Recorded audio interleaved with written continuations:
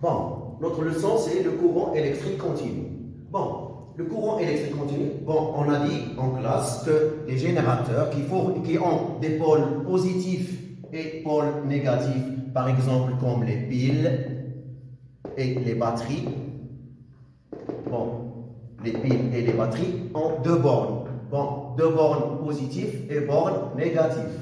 Bon, ce genre de générateurs qui ont deux pôles positifs et négatifs, qu'est-ce qu'ils fournissent? Bien sûr, ils fournissent un courant électrique. Bon, on l'appelle courant électrique continu. On l'appelle courant électrique continu. Bon, pourquoi on l'appelle courant électrique continu? Qu'est-ce qu'on a fait en classe pour montrer bon, le rôle du courant électrique continu? Qu'est-ce qu'on a utilisé? On a utilisé, c'est ce qu'on appelle, voilà, on appelle une diode. Bon, ça c'est une diode. Bon, quel est le rôle de la diode? Bon, la diode, d'abord, c'est un composant électrique qui laisse passer le courant électrique dans un seul sens. Je répète, la diode, c'est un composant électrique.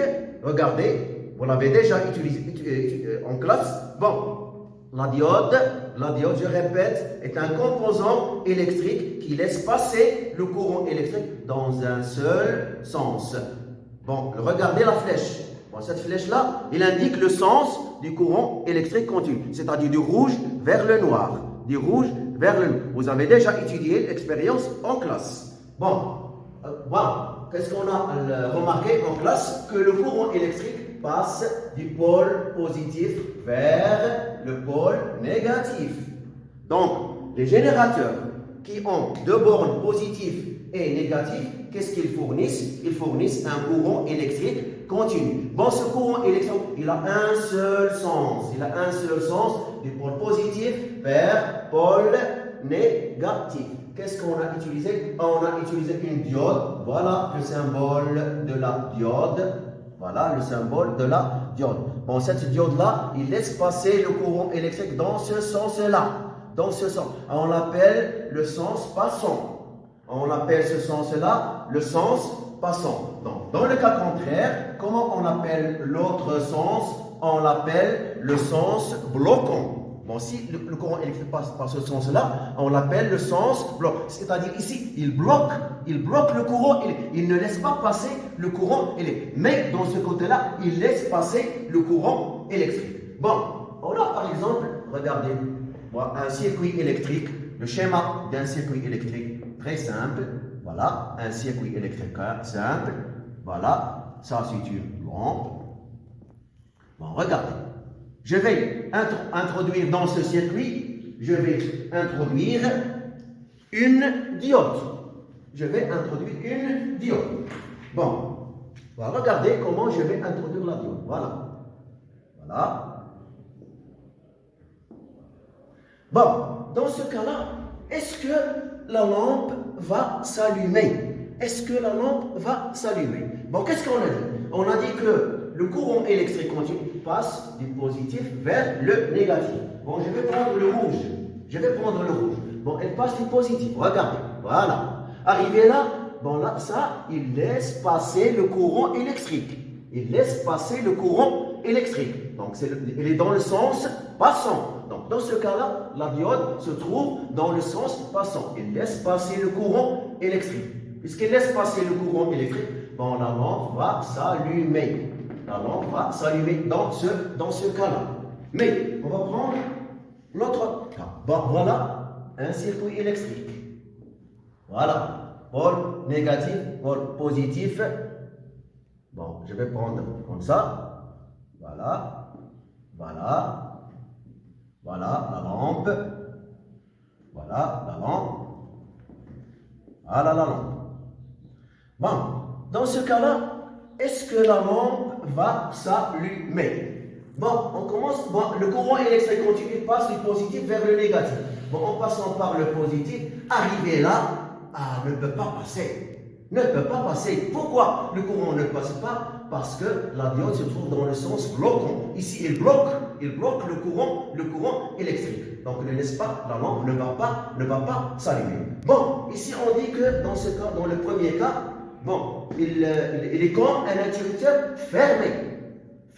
Il est comme un interrupteur fermé. Bon, ici, il joue le rôle, la diode, ici, joue le rôle d'un interrupteur ouvert. Pourquoi? Parce qu'il ne laisse pas passer le courant électrique. Bon, très bien. Bon, je vais essayer, regardez. Un circuit électrique simple. Circuit électrique simple, voilà. Constitué d'une pile, une lampe L1. Une lampe L1, voilà. Une lampe L1. Bon, l'éclat, ici l'éclat de la lampe est normal. L'éclat de la lampe est normal. Bon, ça c'est le circuit. Ça c'est le circuit 1. Le circuit 1. Bon, je vais ajouter en série une autre lampe identique à la première. Identique à la première. Bon, ça c'est la lampe L1, la lampe L2 qui sont identiques. Comment sont montées dans le circuit 2? Dans le circuit 2, comment sont montées les lampes? Bon, bien sûr, elles sont montées en série. Il y a une seule boucle. Il y a une seule boucle. Bon, puisqu'il y a une seule boucle, bon, les deux lampes sont montées en série. Bon, on compare l'éclat ici. Bon, ici, l'éclat de la lampe L1, bon, est plus fort que l'éclat de la lampe dans le deuxième circuit. Bon, c'est normal, puisque ici, l'éclat des lampes est faible. Ici, l'éclat des lampes est faible. Bon, qu'est-ce qu'il traverse dans le circuit? Le courant électrique. Il passe du positif vers le négatif. Ici, du positif vers le négatif. Bon, le courant électrique ici, il passe. Bon, on compare le courant électrique qui passe dans le circuit 1 et le courant électrique qui passe dans le circuit 2. Bon, quel est le plus fort? Bon, bien sûr, le courant le plus fort, c'est celui du circuit 1. Pourquoi? Parce que l'éclat de la lampe L1 est plus fort que dans le circuit 2. Donc, ici, qu'est-ce qu'on peut dire? On peut dire que l'intensité du courant électrique dans le circuit 1 est plus forte que l'intensité du courant électrique dans le circuit 2. C'est quoi l'intensité? Bon, c'est une grandeur physique. L'intensité du courant électrique, c'est une grandeur, c'est-à-dire la valeur de ce courant électrique. Comment on symbolise l'intensité par la lettre I? On symbolise l'intensité du courant électrique par la lettre I. Bon, il a bien sûr la lettre I. Bon, il a qu'est-ce qu'il a? Bon, par exemple, l'intensité du courant électrique, bon, son unité est le ampère. Ampère, c'est l'unité internationale de l'intensité du courant électrique. Bon, par exemple, si on trouve 0,1, on écrit I égale 0,2 ampère. 0,2 ampère. Oui, mais la question qui se pose, puisque l'intensité du courant électrique, c'est une grandeur mesurable, c'est une grandeur physique mesurable, quel est l'appareil qui permet de mesurer l'intensité du courant électrique? C'est ce qu'on va faire la séance prochaine, mais je vais vous donner le nom de cet appareil qui permet de mesurer l'intensité du courant électrique. C'est ce qu'on appelle l'ampèremètre.